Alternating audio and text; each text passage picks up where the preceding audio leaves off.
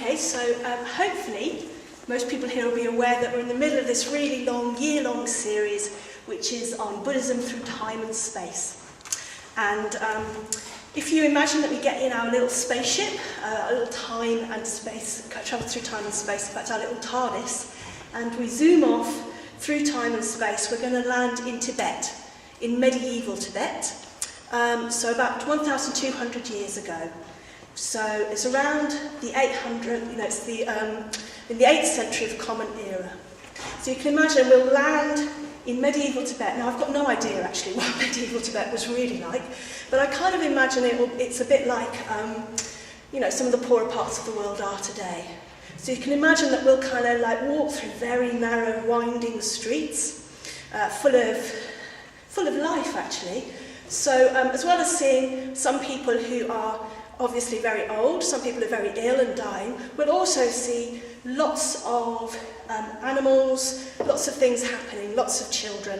And it kind of what I think of is some streets in India I saw, which in some ways were quite shocking because of the poverty and because of seeing people who did look, like they were ill, they were aging, they looked much older than we look in the West. But at the same time, there's just profusion of life. So there were like little chickens running about, little piglets, puppies. There weren't any kittens. I don't think the kittens managed to survive in that situation. Loads of children. And just this sense of life as well as death, yes. So I think sort of have that idea in your mind of what it might have been like in Tibet. And we go through these dark streets with all this life happening and come across a great guru, a great magician, a powerful magician, and he's about to give a teaching to a great and powerful queen. So the great guru is, of course, Padmasambhava, and if you were here last week, you'll have heard Vidani give a really great talk on Padmasambhava. And I missed it last week actually, but I've watched it on YouTube. So if you go to YouTube and look at Sheffield Buddhist Centre, you'll see a lot of these talks are there. And you can already watch Vidani's talk, presumably because Chris put it up, I don't know. Anyway, by magic, by the power of Padmasambhava, the talk is on YouTube.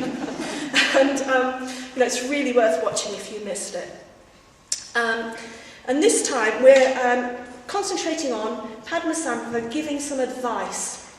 And the title of this talk is the advice to the three fortunate women.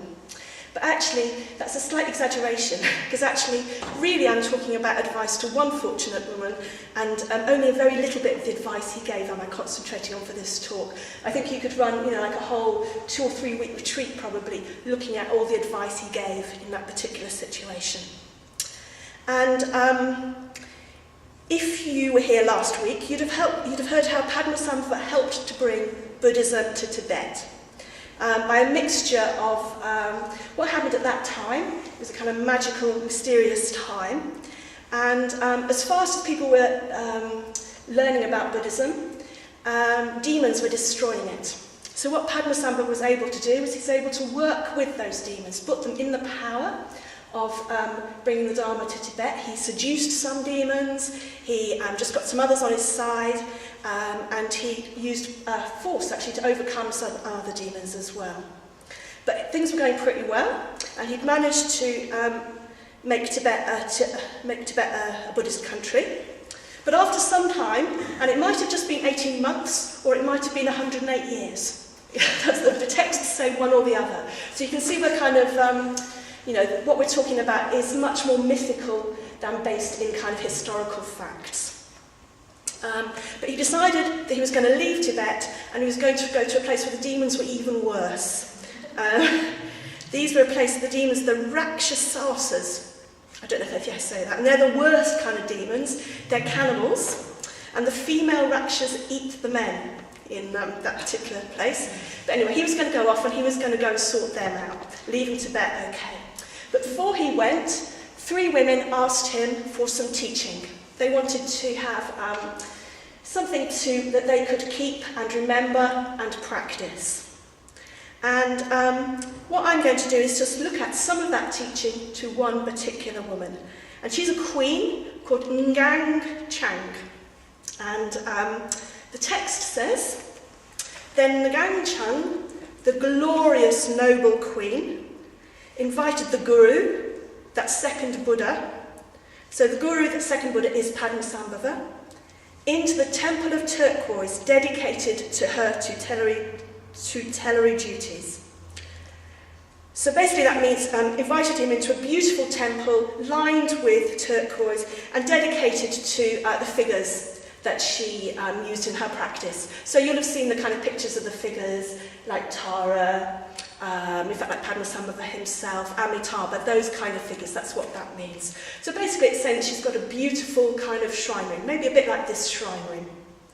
And piling up on a precious throne, fine silks and tables of divination, and regaling him with many pleasing things, she greeted him respectfully and made this request.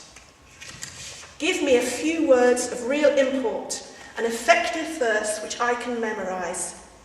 Though I have not renounced the world, I would like to cherish within me a doctrine which at later time would lead me to Buddhahood. So, she's asking for a few words of real import, an effective verse which she can memorize. And she's saying, though she hasn't renounced the world, in fact she's a queen, and she's presumably acting as a queen in the place that she's ruling, but she does want enlightenment. So she's asking for a path which will lead her to Buddhahood. She's not asking to become a more effective queen, to be better at ruling, to be better at getting the taxes in and sorting out the peasants or whatever it is that queens do. She's actually asking for Buddhahood. So, Padmasambhava gives her teaching. So here we have Padmasambhava, and if you were here last week, you'd have really got the idea that he's a great magician, he's a great mysterious shaman, and with access to all sorts of secret teachings. So what strange and esoteric practice does Padmasambhava give her? What he says, first of all, is pay urgent attention to impermanence. So pay urgent attention to impermanence. And most of this talk is now going to be about impermanence. He gives lots of other advice as well, but I think that's really interesting. That's the first thing that he suggests that she should do. And it's interesting that Sangha Night, who's the founder of the Triratna Buddhist movement and who's a great scholar in Buddhism, has read much of it.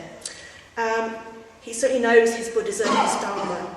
And he says that out of all, if you were to try and get a pith teaching, so out of all those hundreds and thousands of years of those hundreds and thousands of teachings over thousands of years that we've seen in lots of different countries. We've been to India, China, Japan as part of these talks. There's lots and lots of teachings. If you just go down to the library down below, you can see all those books there, and that's just a little bit of all the books there are.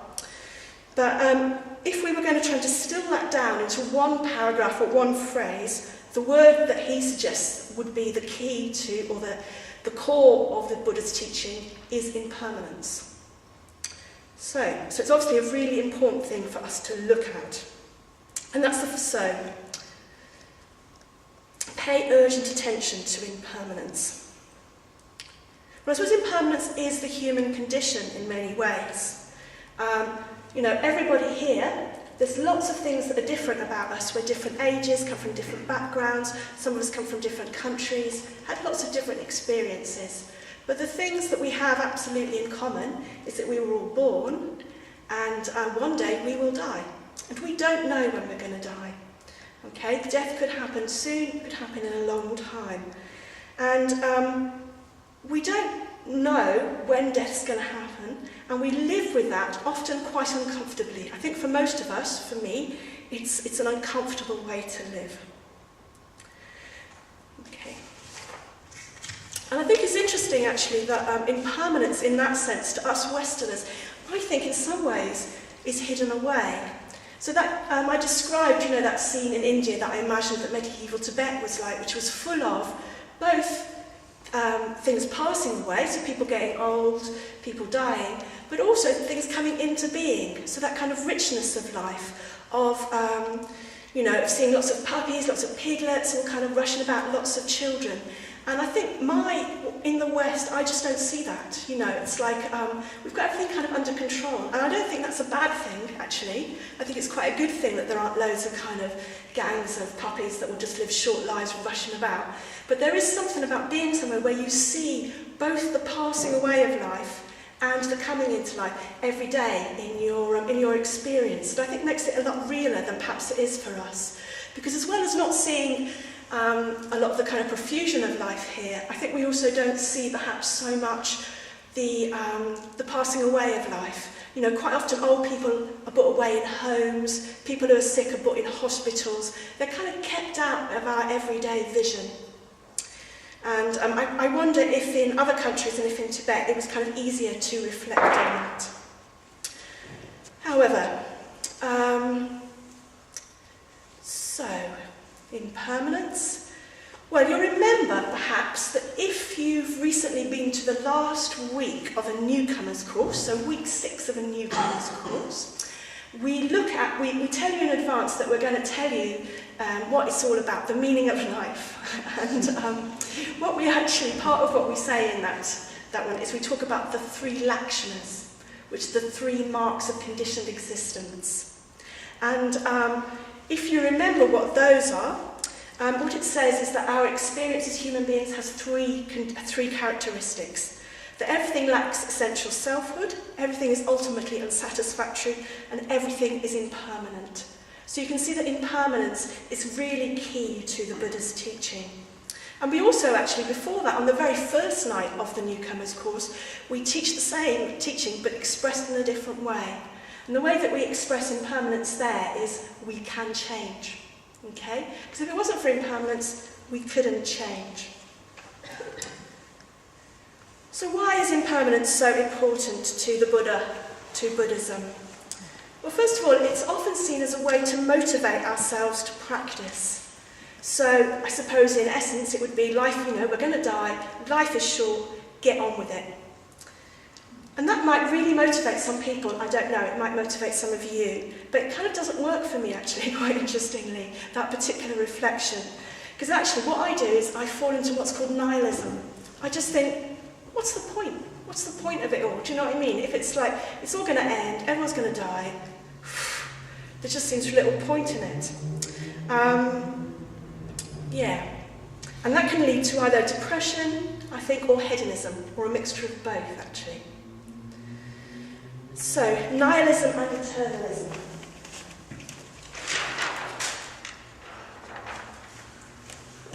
So I think these are 2 really useful concepts, actually, about how we live a lot of our lives.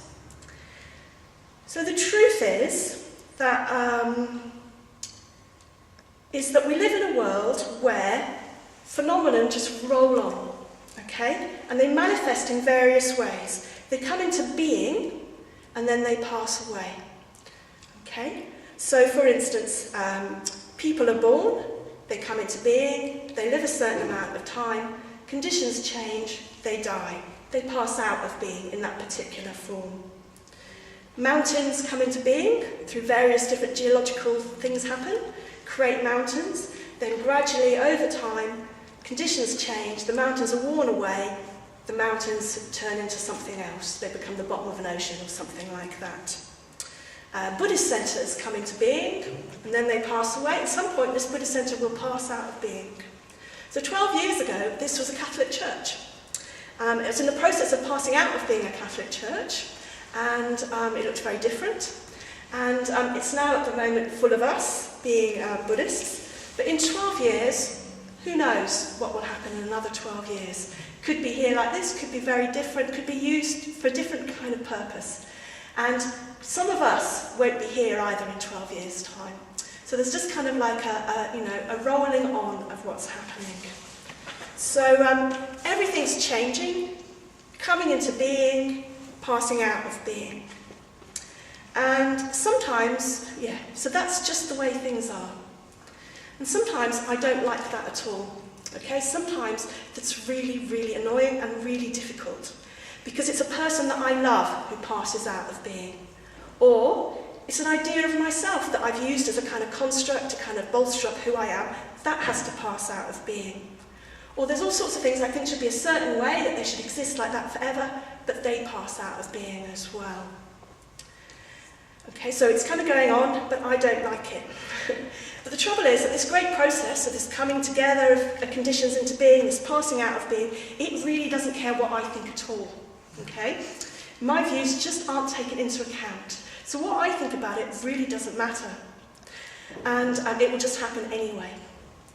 So we kind of live with this. We want the world to be a certain way, but it is another way instead. And we've got three ways that we often deal with that. So the first one is we could just accept it as it is. And if we truly, truly could accept that things come into being and they pass away, that is the nature of things, we'd be well on the way to enlightenment, I think, if you could really live like that. And I think you'd probably live quite a blissful way as well. And I'm not saying here that you kind of accept, I suppose, things like injustice or anything like that. It's not kind of like you'd go, well, it's just that comes into being and then it goes out of the way. Because you might do what you can to work with conditions to make them different. But it is actually that you just accept it in some way in your heart. You wouldn't fight it in the same way that I often fight my experience. When somebody's really hurt or somebody dies, I know how much I think that shouldn't happen, because I'm absolutely horrified sometimes. I'm just kind of like, how can that be? You know, even though it might be a person who's 80 or something who dies, and it's kind of in the nature of things that will happen, there's a part of me that has got a real kind of, I really don't think that form of impermanence should happen, even though it is the nature of things. Okay, so there are two other ways we can respond, and they are with nihilism or eternalism, or even both at once, I think. So nihilism is where we actually concentrate most on the fact that this phenomena, that impermanence, is about things passing away, about them stopping being what they are, about them changing into something else. And as I said, it leads to either depression or hedonism, or both at the same time. So everything's pointless. You might as well either just take to your bed, watch loads of films or whatever you do. You might escape from reality by drinking, taking drugs, eating, whatever it is that helps you escape from reality. That's one way you can do it. Or another way is you might kind of go, so that's kind of dropping out way. Or you might kind of go, well, I'm just going to buy into the whole sort of system we live in. I'm going to get as rich as I can, and I'm going to get as many experiences as I can. For some people that's, lovely houses, lovely cars. For some people it's great holidays, adventures, that kind of thing. So it's a bit like you just kind of go, well, life seems a bit meaningless anyway. What I'm going to do is kind of just have as much as I can, much experiences, as much stuff as I can. So eternalism is when we think that things will continue forever as they are now. Okay? So actually it's that bit of us that kind of goes, well, I'm not going to die. I know all the millions and millions and millions of people who've lived in this world before me have died, but somehow I'm not going to. And even if my body dies, maybe I'm going to have a soul that will continue after death. Okay? So something of me will somehow continue after I die. And again, I think that's how we live a lot of the time. And in some ways, I think in this kind of privileged Western culture we live in, we sometimes carry on as if we'll always be able to live this way. It's kind of we're living on credit in some ways, aren't we? An idea that our economy can grow all the time, that we can use up all the natural resources in the world, and somehow it will be all right. I think that's a very eternalist way of looking at the world, actually. And this is a bit of a kind of aside, but I just wonder if it's also that somehow, eternalism is a kind of, maybe you've seen too many Hollywood films or kind of programs on telly where there's a happy ending. And it's kind of part of me still believes that it's all going to be all right in the end, somehow. Okay, but if we can steer between this eternalism and this nihilism, and if we can live with what really is, how things really are, that things are going to come into being for a while, something's going to happen, they're going to change and become something else. If we can live in contact with that, we can actually live a much more authentic life, which is much more in touch with reality. And it is hard to do that. I think it's really hard to do that. I think presumably, as I said, if you're living like that, you are enlightened. Because there's something in my mind that just won't let me do it. It's like holding on to the fact that I'm going to die is really hard to actually live like that. I sort of have it for a bit and then it slips away. Because actually my day-to-day experience of life in many ways is it just keeps going. Day after day I do the same kind of thing. every week, come to the Buddhist Centre, it keeps going, it's just like, things just keep coming every day, I go through my teeth, there's a kind of feeling that it will continue like that forever.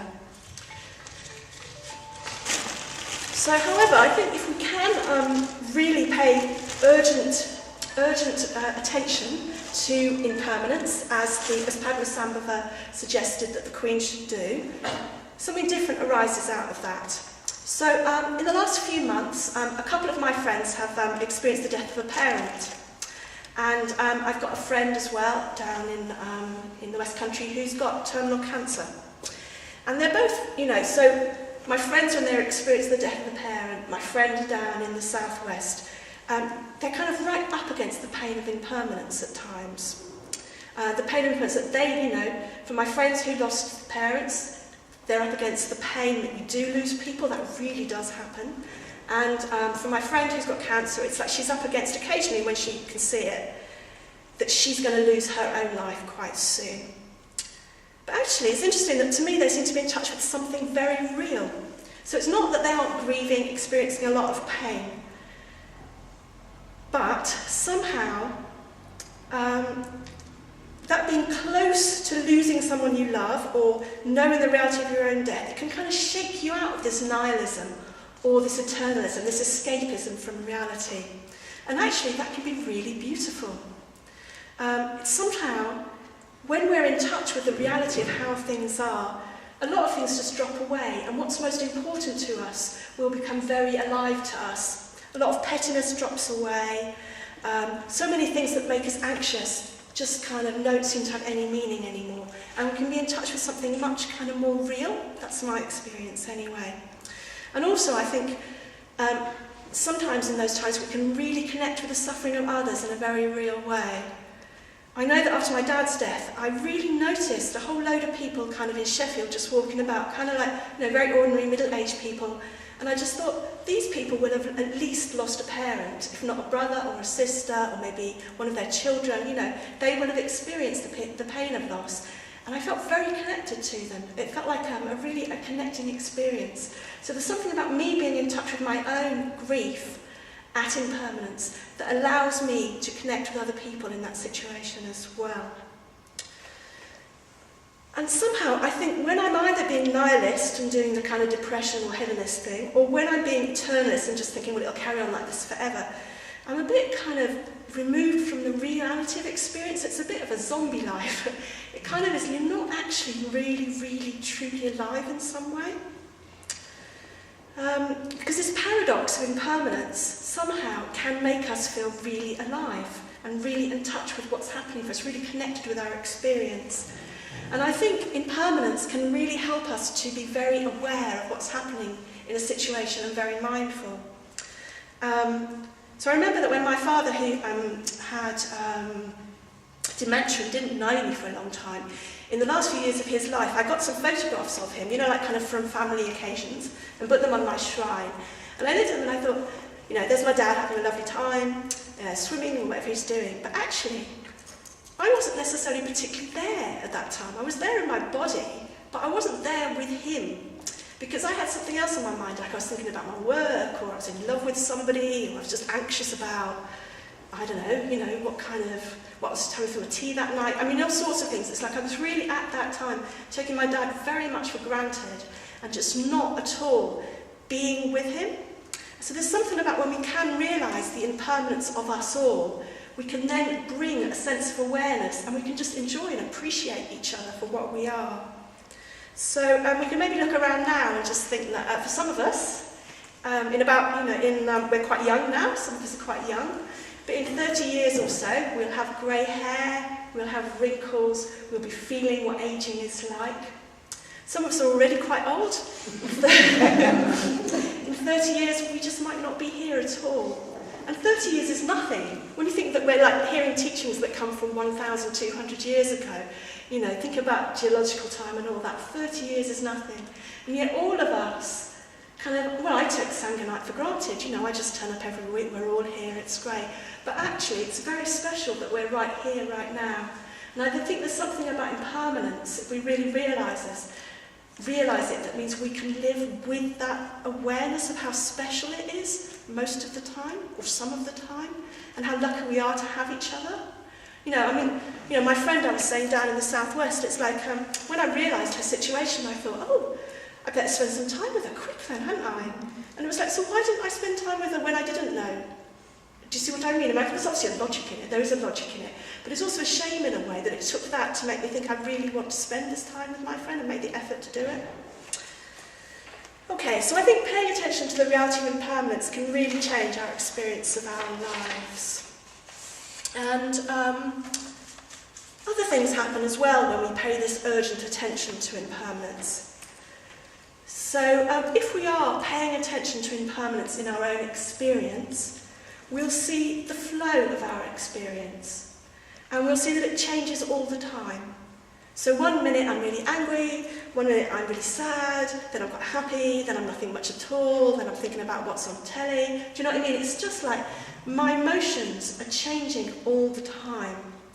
And if I can pay attention to that experience of my emotions changing, it helps me to let go and not identify them with them so much.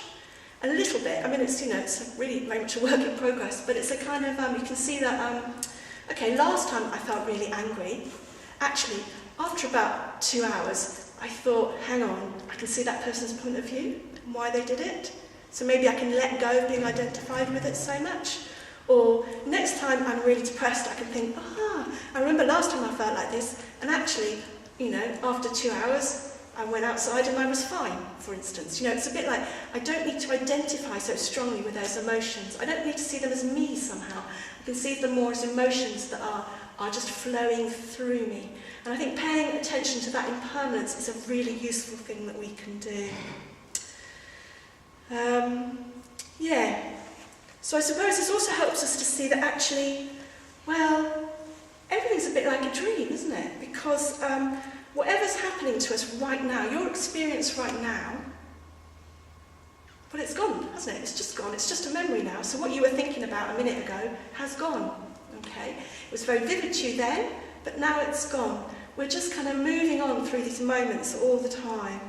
And so all experience is a bit kind of like quicksilver or mercury. It's just kind of slipping on. It has no essence. It is just a flow of conditions. So if we pay attention to that impermanence, we can just really see this flow of conditions in our lives. We can see that everything, to some extent, is like a dream. It's all transforming all the time. And I think a really deep understanding of that kind of impermanence would again be moving us towards enlightenment, just to see this flow of conditions. Okay, so there's a lot more I think we can reflect on impermanence as well. I think it's not surprising that Padmasambhava starts off with that as his advice, and it's not surprising that Sangha Night says it's how you can distill down the essence of Buddhism, I suppose, into impermanence. But I'm just briefly going to talk about just a couple of other things that Padmasambhava says to the Queen. And he says quite a lot, but what he does say is, unceasingly do Dharma actions. When you purify yourself of your faults, realization will naturally come from within. So unceasingly do Dharma actions. When you purify yourself of your faults, realization will naturally come from within. So I'm understanding Dharma action to mean ethics, practicing ethics, meditating, learning about the Dharma, so wisdom. So it's a threefold path: ethics, wisdom, meditation. It's about, Dharma actions also being part of the Sangha, connected with our friends as well. And what he says is unceasingly do those actions, but when you purify yourself of your faults, which you can see perhaps as the hindrances, all those of greed, hatred, delusion, and then realization will naturally come from within. He also goes on to say, work on what estranges you from meditation. So that's quite active, isn't it? Work on what estranges you from meditation. Work on what gets between you and meditation.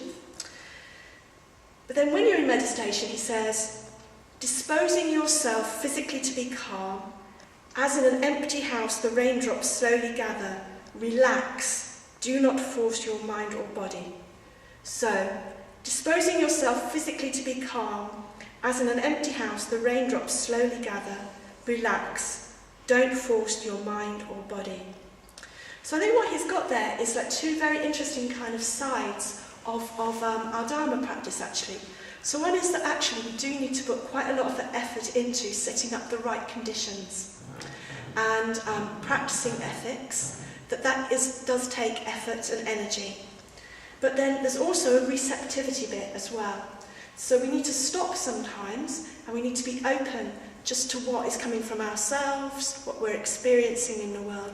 Because from that, realization will naturally come within. We can trust to that. That if we've done the work in terms of our ethics, in terms of our practice, we can then relax and just allow something naturally to happen. And I know for me that's just really important, because sometimes I've got quite a strong tendency to be make sort of willed effort, just want things to happen.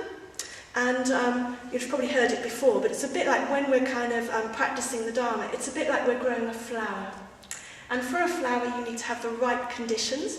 You need to work really hard to, put the right stuff in the soil and water the flower and weed the flower. But then you need to get out of the way and just let it grow on its own. Because if you're there every day picking it up by the roots and just having a look to see how it's getting on, it's not going to work so well.